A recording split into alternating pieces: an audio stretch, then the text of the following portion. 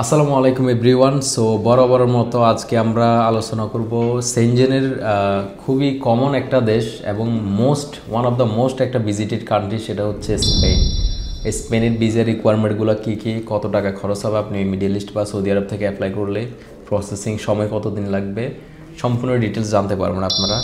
স্পেনের ব্যাপারে বলতে গেলে স্পেন হচ্ছে অনেক সুন্দর একটা প্রাচীন ঐতিহাসিক শহর, যেখানে আপনারা ইসলামিক ঐতিহাসিক কিছু দেখতে পারবেন, পুরনো ইসলামিক ঐতিহাসিক কিন্তু ওখানে পাবেন। এটা ছাড়া হচ্ছে বার্সেলোনা শহর কিন্তু স্পেনে অবস্থিত, ফুটবলের আপনারা জনপ্রিয়। এটা ছাড়া হচ্ছে মাদ্রিদ হচ্ছে স্পেনের রাজধানী, যেখানে প্রাচীন মিউজিয়াম থেকে শুরু করে অনেক ঐতিহাসিক জিনিস রয়েছে, যারা স্পেনে এগুলোর কারণে বেশিরভাগ পর্যটনরা ভিজিট করতে চায়। এটা ছাড়া হিউজ ট্যুরিজম অ্যাক্টিভিটি রয়েছে স্পেনে, যেটার জন্য মানুষ অ্যাভেলেবেল ওইখানে ভিসা অ্যাপ্লাই করে বা ঘুরতে যায়। তো স্পেনের ভিসার জন্য আপনাদের আমরা যদি রিকোয়ারমেন্টের ব্যাপারে বলি, প্রথমত অ্যাজ ইউজুয়াল যে ডকুমেন্টসগুলো লাগে আপনাদের যে সেনজেন ভিসার ক্ষেত্রে সেম একই কন্ডিশন, একই রিকোয়ারমেন্ট স্পেনের জন্য।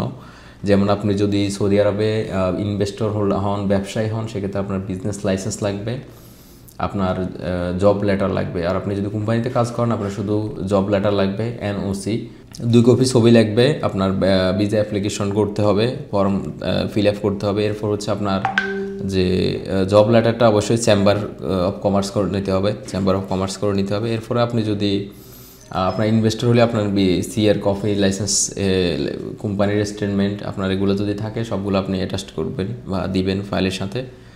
এটা ছাড়া হচ্ছে আপনার জবের আইডি কার্ড, যদি গভর্নমেন্ট সেক্টরে জব করেন সেক্ষেত্রে জবের আইডি কার্ড লাগবে। তারপর হচ্ছে ডোমেস্টিক ওয়ার্কারদের ক্ষেত্রে আপনার কফিলের লেটার লাগবে, ছুটি লাগাই দিতে হবে, কফিলের আইডি কপি লাগবে।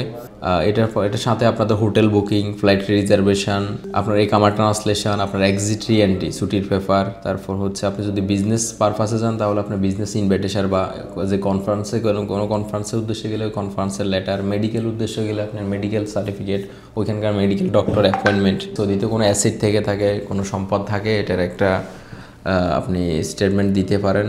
আপনার ট্রাভেল একটা আইটিনারি তৈরি করে নিতে পারেন। তারপর হচ্ছে আপনার ট্রাভেল একটা ইন্স্যুরেন্স, যেখানে আপনার কভারেজ মিনিমাম 30,000 থাকতে হবে, ট্রাভেল ইন্স্যুরেন্স করে নিতে হবে।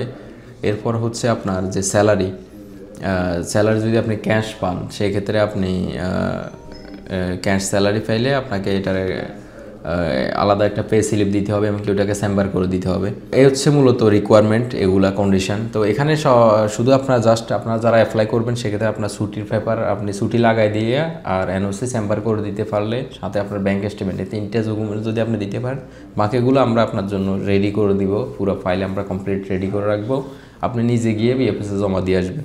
খরচের ব্যাপার বলতে গেলে এখানে ওনাদের ফি হচ্ছে 390 রিয়াল। 90 রিয়াল হচ্ছে এম্বাসি ফি, আর বিএফএস ফি হচ্ছে আপনার 120 রিয়াল, ঠিক আছে, আর সাথে ব্যাট ইনক্লুডেড।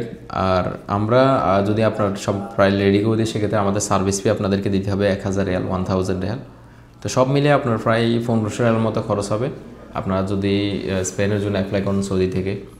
তো যারা পর্যাপ্ত এই ডকুমেন্টসগুলো দিতে পারবেন তারা চাইলে অ্যাপ্লাই করতে পারেন। আর এখানে প্রসেসিং টাইম হচ্ছে মাত্র 15 দিন, মানে আপনার ভিসা জন্য বিএফএসে সাবমিট করার পরে 15 দিনের ভিতরে আপনার পাসপোর্ট চলে আসবে। সৌদি আরবে বিভিন্ন সিটিতে বিএফএসের অফিস রয়েছে, যেমন আপনার নাজরান, হাইল, তাবুক, আল কাসিমে আছে, মানে সব জায়গায়, জুবাইলে আছে, দাম্মামে আছে, রিয়াদে আছে, জেদ্দাতে আছে, মক্কাতে আছে। সৌদি আরবের সব সিটিতেই বিএফএসের অফিস আছে। আপনার জাস্ট আমাদের থেকে ফাইল রেডি করে নিয়ে গিয়ে, বা আমরা আপনার হোয়াটসঅ্যাপে পাঠিয়ে দিলাম বা বাই কোরিয়ারের ডকুমেন্ট সেন্ড করে দিলাম, আপনি নিজে গিয়ে আপনার নিকটস্থ বিএফএসে জমা দিয়ে আসবেন। উইদিন 15 দিনের ভিতরে আপনার ভিসা ইনশাল্লাহ রেজাল্ট আসবে। আশা করি সবাই বুঝতে পেরেছেন। সবাই ভালো থাকবেন। আল্লাহ হাফেজ।